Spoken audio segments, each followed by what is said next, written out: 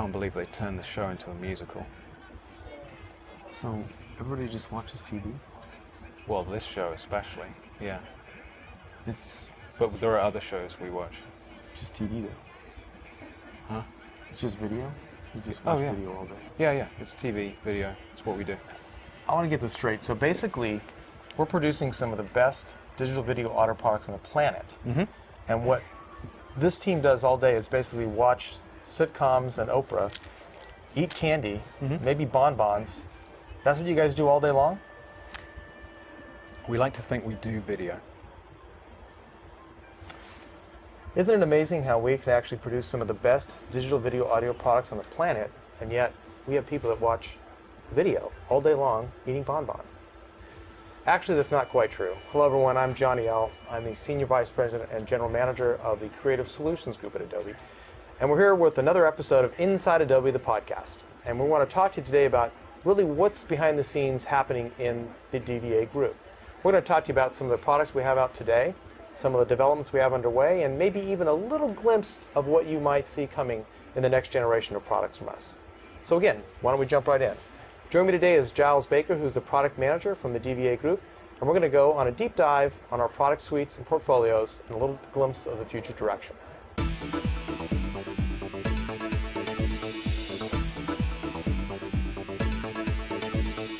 Giles, you've been at Adobe now for almost 7 years. Why don't you first tell us a little bit about your role in the DVA space? Well, I'm the Senior Product Manager for Adobe Premiere Pro here at Adobe, which means I'm responsible for the things that go in the Adobe Premiere Pro box, which is the Premiere Pro application for video editing, Adobe Media Encoder, which we use to create video and audio streams for distribution across the internet and on disks, and a product called On Location, which is designed to get faster and better results from your camera while working on the set. Excellent. So Giles, people obviously know that we just came out with the CS3 version of Production Premium, and that was a leap ahead in performance and functionality. We were back on the Macintosh platform and really got very competitive again in that space, even more so than we had in the past. But in addition to that, we also came out with Master Collection, of which Production Premium is a component piece. So there was a lot of integration that happens not just within the video and DVA products, but actually across into Photoshop and Illustrator and Flash and other products as well. Maybe you can talk a little bit about what we did in Production Premium, and then also what we did for the integration across the entire portfolio. Well, I think the biggest effort that we put into Production Premium in the CS3 cycle from most of the teams was getting it to the Mac.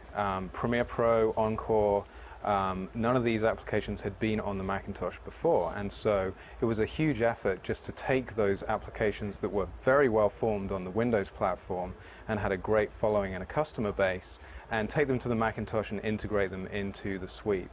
The other thing, of course, is just cross-communication and working with all of these other teams. We have about 17 major projects in Master Collection, and making those all work together and integrate seamlessly was a big challenge. Production Premium obviously includes a variety of technologies and components. Can you talk a little bit about what the customers believe were the most compelling components that they're responding to most positively? Well, as you say, there's a lot of integration in Production Premium and a lot of different components. The great response that we're seeing from customers is around the integration and the ability to move content seamlessly from application to application. I think probably the best example of that is a feature called Dynamic Link, and this was brand new to the Macintosh platform in CS3. It enables you to take the content from After Effects and bring it directly into Premiere Pro. Now what that means is that you can do your motion graphics design in After Effects and try it out in the context of the video that you're editing without wasting time rendering content, bringing in different files and all of that kind of thing. And you know, it's a great example of how the integration between the products really stimulates the creative intentions and the creative process, because you never get hung up waiting for things to render and move from application to application. That's right. During the rollout, we had mentioned at that time that in the normal workflow, when people are going back and forth between After Effects and Premiere Pro, that the time cost that they had in actually rendering, waiting for that to happen was a huge burden in that workflow. So obviously the fact that we can shorten that up and the fact that people can actually go back and forth between those two applications without having to wait and then go re-render back out in Premiere Pro can be a 10, 20, 30 minutes on a small piece, but actually up to hours and even days in the entire workflow and time savings. Yeah, it's amazing, and you know the great thing is that that's exactly right. It will take a long time to render, and it's one of those things that people have never questioned. It's this thing that you've been doing for years and years, and so it's just part of the workflow. And so when you can walk into a customer and say, we're going to remove this barrier from your workflow and allow you just to flick between these two applications, then all of these creative possibilities become a reality. You know, people are used to working with clients looking over their shoulder, but then, you know, many times a client will say, can we take a look at that in the editor, and it's time for a coffee break. Now you just keep working.